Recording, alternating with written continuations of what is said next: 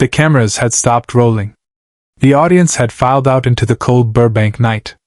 Studio 6B at NBC was quiet now, save for the hum of cooling stage lights and the distant sound of equipment being packed away. It was 11:47 p.m. on a Thursday in March 1978, and Johnny Carson was supposed to be in his dressing room, changing out of his suit, preparing to go home. But he wasn't. He was standing in the hallway outside stage door 3, holding a folded piece of paper in his right hand, his tie loosened, his perfectly combed hair slightly disheveled from running his fingers through it. His eyes were fixed on a closed door at the end of the corridor, a door that led to a small green room where guests waited before going on air. But tonight someone was still in there. Someone who wasn't supposed to be. And what happened in the next 17 minutes would never be seen by a television audience. No cameras. No microphones. No producers. Just Johnny Carson and a stranger who needed him more than anyone ever had. But how did we get here? What happened that night that no one was supposed to know about? Subscribe and leave a comment, because the most powerful part of this story is still ahead. The Tonight Show taping that evening had gone smoothly. Johnny had delivered his monologue with the precision of a man who had done it thousands of times. The jokes landed. The band played. Ed McMahon laughed in all the right places. Doc Severinson's trumpet filled the studio with that familiar, comforting sound that America had come to associate with late-night television. The guest that night was a young actress promoting her first major film. She was nervous, stumbling over her words, laughing too quickly at Johnny's jokes. But he had a way of making people feel at ease, leaning back in his chair, asking the kind of questions that made them forget they were on national television. By the end of the interview, she was relaxed, even joking with him. The audience loved it. After the show ended and the applause faded, Johnny shook her hand, thanked her, and watched as she walked backstage, escorted by a production assistant. That should have been the end of it. But as he gathered his cue cards and prepared to leave, one of the stage managers approached him. "Mr. Carson, there's someone still in green room 2. She won't leave." Johnny looked up, his expression shifting from the practiced warmth of his on-camera persona to something more guarded, more real. "Who is she?" "I don't know. She's not a guest. She says she needs to talk to you. Security is ready to escort her out, but I thought you should know first." Johnny paused. He could have said yes, let security handle it. That would have been the easiest thing. The safest thing. But something in the stage manager's voice, a hesitation, a flicker of concern, made him ask one more question. "What does she look like?" The stage manager hesitated. "She's been crying." Carson stopped mid-motion. The entire studio corridor seemed to freeze around him. Johnny Carson had built a career on control. Control of the camera, control of the audience, control of his emotions. He had learned early in his career that the moment you let the mask slip, the moment you showed vulnerability, was the moment you lost the room. So he didn't let it slip. Not on camera. Not in interviews. Not even with most of the people who worked with him. But something about this moment felt different. He set down his cue cards on the nearest table, straightened his tie, and said, "I'll talk to her." The stage manager looked surprised. "You sure? We can just—" "I'll talk to her," Johnny repeated, his voice firm but not unkind. He walked down the hallway, past the framed photographs of past Tonight Show moments, past the dressing rooms with brass nameplates, past the sound booth where technicians were shutting down equipment for the night. The corridor was dimly lit now, the warm tungsten glow of the stage lights replaced by the harsh fluorescence of backstage utility lighting. When he reached green room 2, he stopped outside the door. He could hear soft sounds from inside. Not crying, exactly. Something quieter. More exhausted. He knocked twice, gently. "It's Johnny Carson. Can I come in?" There was a long pause. Then a voice, small and uncertain. "Yes." He opened the door. The room was small, furnished with a couch, a coffee table, and a single lamp casting a warm, amber light. Sitting on the edge of the couch was a woman in her early 30s, Her eyes were red, her mascara smudged. In her hands she held a photograph, creased and worn, as if it had been folded and unfolded 100 times.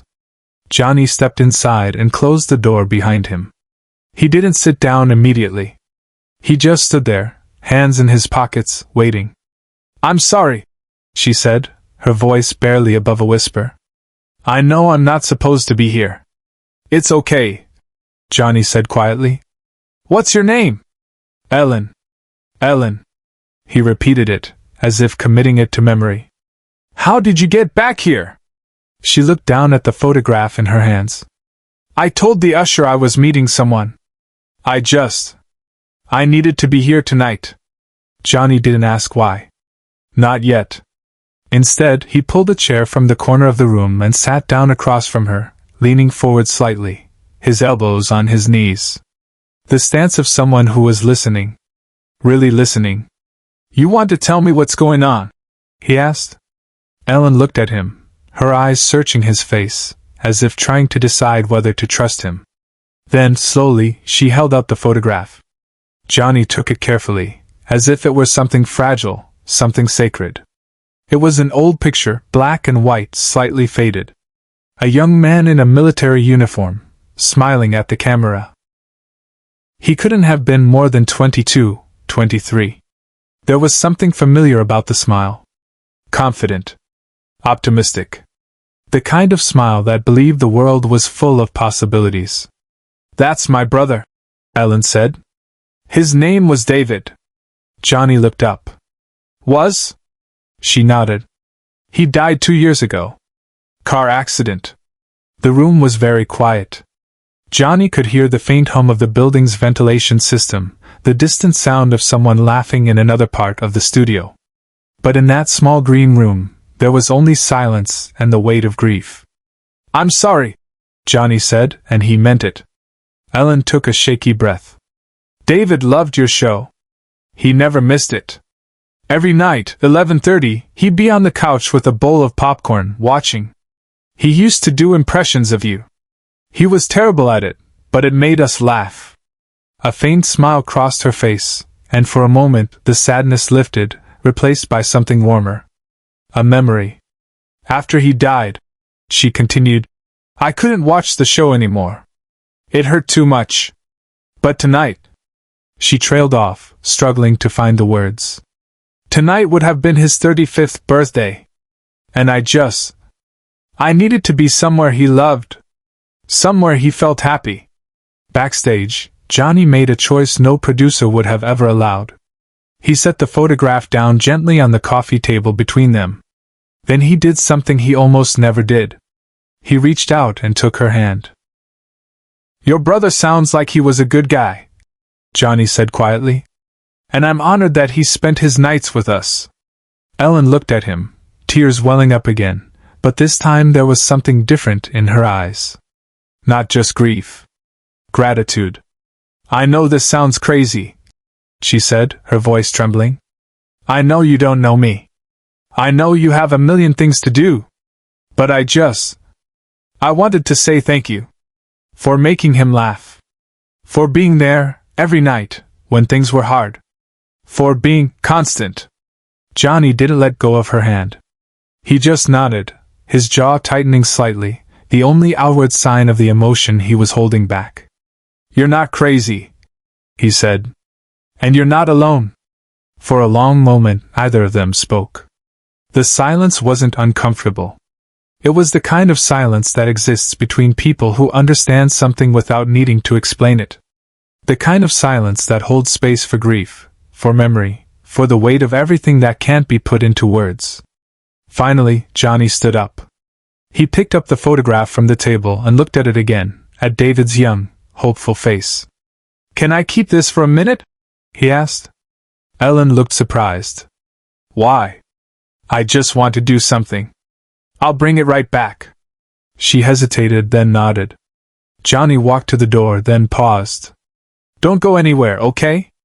She nodded again, and he stepped out into the hallway. What happened next, no one except a handful of people ever knew. Johnny walked back to his dressing room, the photograph still in his hand.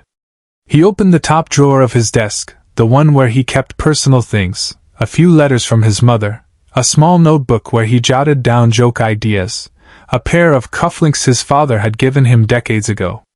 He placed David's photograph inside, next to those other pieces of his life. Then he took out a piece of Tonight Show stationery and a pen. He wrote for about 5 minutes. When he was finished, he folded the letter carefully, slipped it into an envelope, and wrote Ellen's name on the front. He returned to Green Room 2. Ellen was still there, sitting in the same spot, her hands folded in her lap. Johnny handed her the photograph first. "Here. I just wanted to look at it one more time." She took it, holding it close to her chest. Then he handed her the envelope. "This is for you. You don't have to read it now. But when you're ready, I hope it helps." Ellen looked at the envelope, then at Johnny. "What is it?" "Just something I wanted you to know," he said. "You came here tonight because you needed to feel close to your brother. And I think he'd be proud of you for that." But this was the moment no one in the studio, nor anyone at home, ever saw coming. Ellen opened the envelope. Inside was a handwritten letter on Tonight Show stationery. Her eyes moved across the page, reading Johnny's words. And as she read, her expression shifted, softening, tears streaming down her face, but this time they weren't tears of grief. They were something else. Relief. Connection. The kind of tears that come when someone finally sees you, really sees you, in a moment when you thought you were invisible. When she finished reading, she looked up at Johnny, unable to speak. "Thank you," she finally whispered. Johnny nodded.